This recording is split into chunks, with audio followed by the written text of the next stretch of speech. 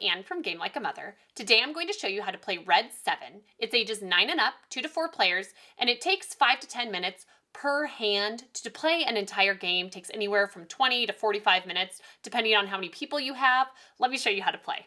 The goal of the game is to be the last person remaining in a round whose palette of cards they have played out is able to win at whatever the current rule is on the canvas in the center.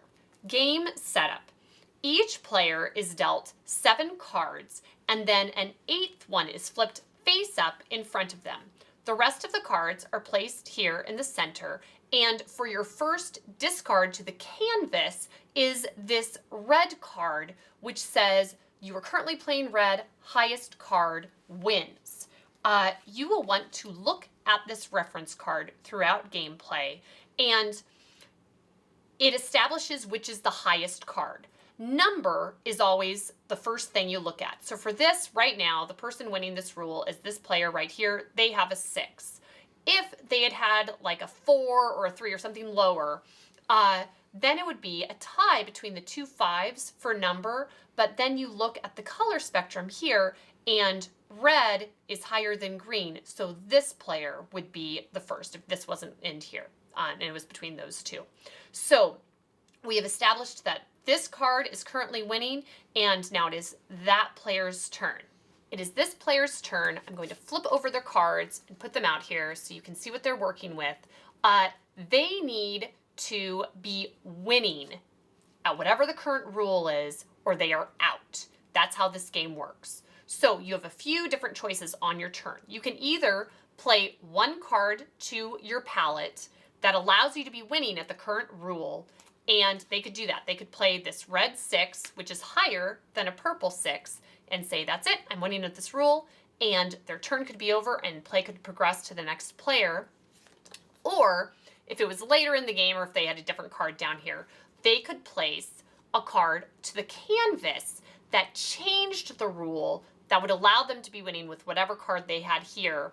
And that would also work. If they were winning because of that, then they can play a card out here, be winning, and then play could progress to the next player. Each of these colors symbolizes a different rule. So they have it listed on this little card as well, telling you the different rules. But the trick is, if you place it out here, then you don't have it to play in your palette. So there are cards that can be used either for your palette or your canvas, but you can't do it for both.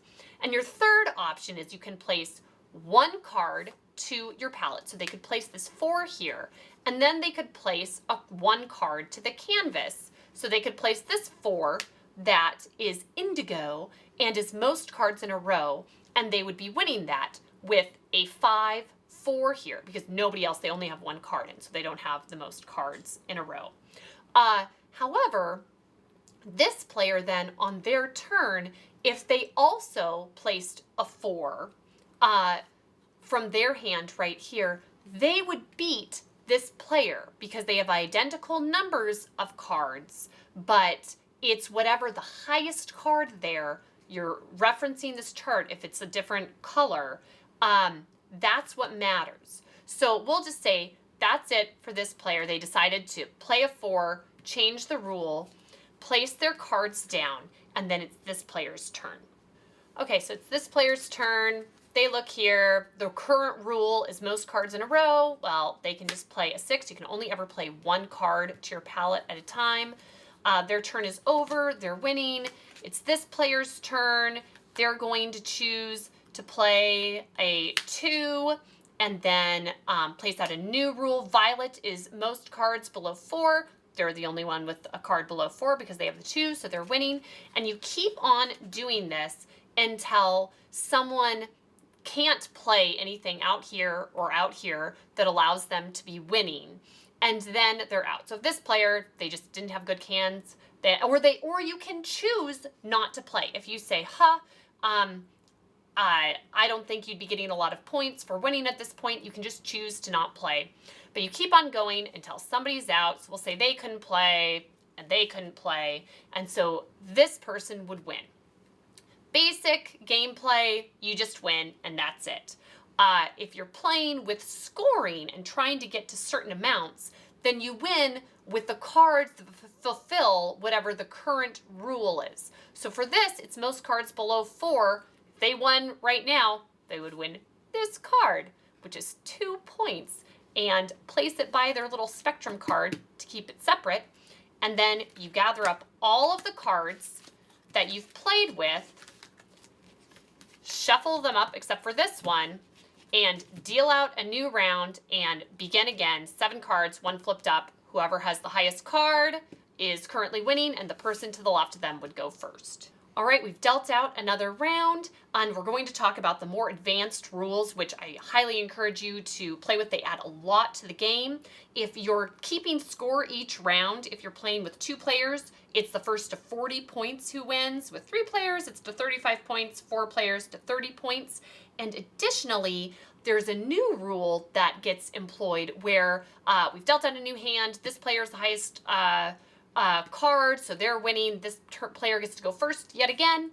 And if you discard a card to the canvas, so not your palette, to the canvas that is higher than, not equal to, the number of cards in your palette, then you get to draw a card. So this person placed a card, the violet, most cards below 4, they have a 3. They also have a 3, but their 3 is higher.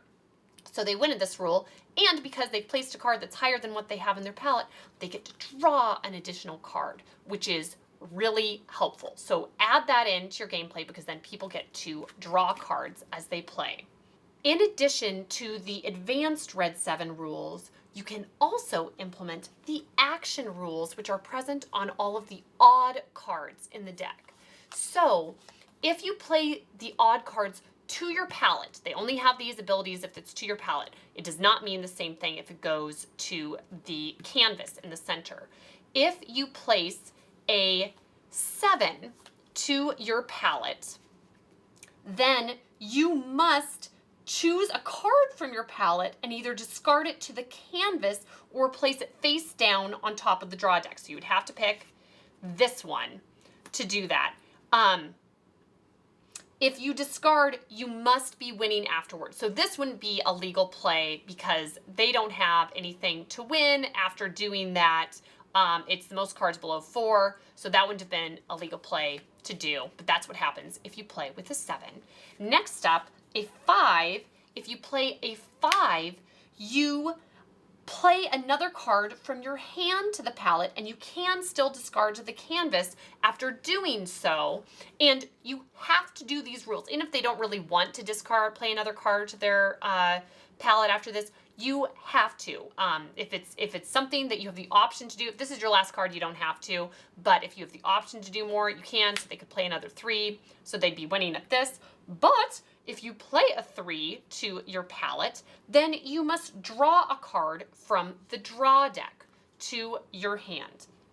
And finally, if instead of doing that, they had placed a 1 down here, you get to choose a card from another player's palette and place it face down on top of the draw deck.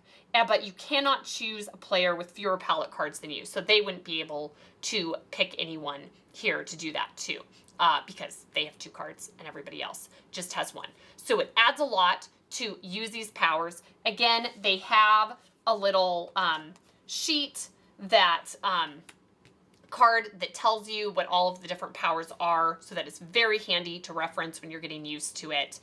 Between this card and this card, front and back, this is essentially all of the information you need to play the game. So that's how to play Red 7. It has a simple premise, but is highly strategic. It's very compact. It's a great travel game. Go check it out. Thanks, and see you next time from Game Like a Mother.